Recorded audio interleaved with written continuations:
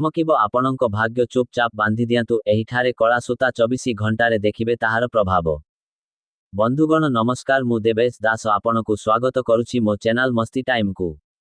ଆସନ୍ତୁ ଆଜି ଆମେ ଜାଣିବା କିପରି ଆପଣଙ୍କର ଅତି ଖରାପ ଭାଗ୍ୟ ବି ବଦଳି ଯିବ ଭଲ ସମୟରେ। କେବଳ ଏହି ଗୋଟିଏ ସ୍ଥାନରେ କଳା ସୂତା ବାନ୍ଧିଦେଲେ।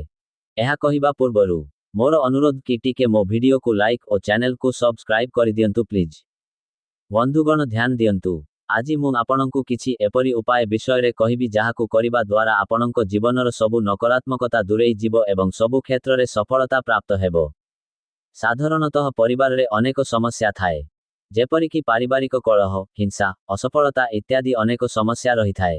ବାସ୍ତବରେ ଏ ସବୁର କାରଣ ଅନେକ ପ୍ରକାରର ହୋଇପାରେ, ଯେମିତିକି ଘରେ ରଖାଯାଇଥିବା ବିଭିନ୍ନ ଜିନିଷର ବାସ୍ତୁ ଦୋଷ କାରଣରୁ ଏପରି ସମସ୍ୟା ଆସିଥାଏ।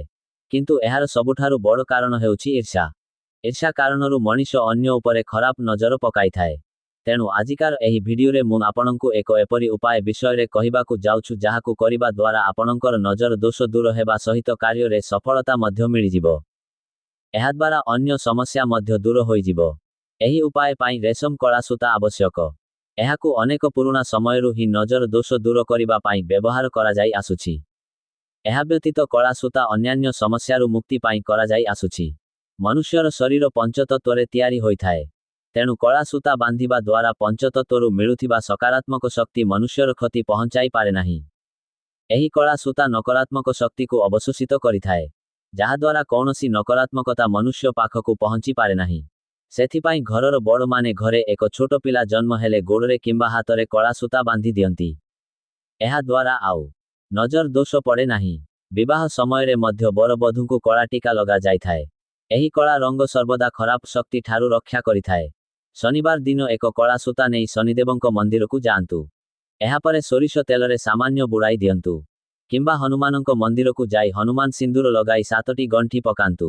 ପ୍ରତ୍ୟେକ ଗଣ୍ଠି ପକାଇବା ସମୟରେ ନିଜର ସମସ୍ୟା କହିବା ଉଚିତ।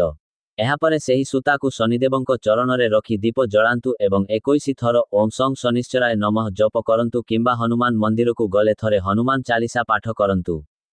ଏହାପରେ ସେହି ସୂତାକୁ ଦୀପ ଉପର ଦେଇ 7 ଥର ବୁଲାଇ ଘରକୁ ପଳାଇ ଆସନ୍ତୁ। ମନେ ରଖନ୍ତୁ, ଏହି ଉପାୟ ପରେ ଭୁଲରେ ବି କାହା ସହିତ କଥା ହୁଅନ୍ତୁ ନାହିଁ।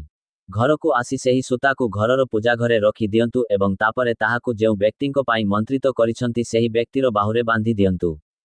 ଏହାଦ୍ୱାରା ନଜର ସମସ୍ୟା ସବୁଦିନ ପାଇଁ ଦୂରେଇ ଯିବ ଏବଂ ଶନିଦେବ ମଧ୍ୟ ଅତ୍ୟନ୍ତ ଖୁସି ହେବେ।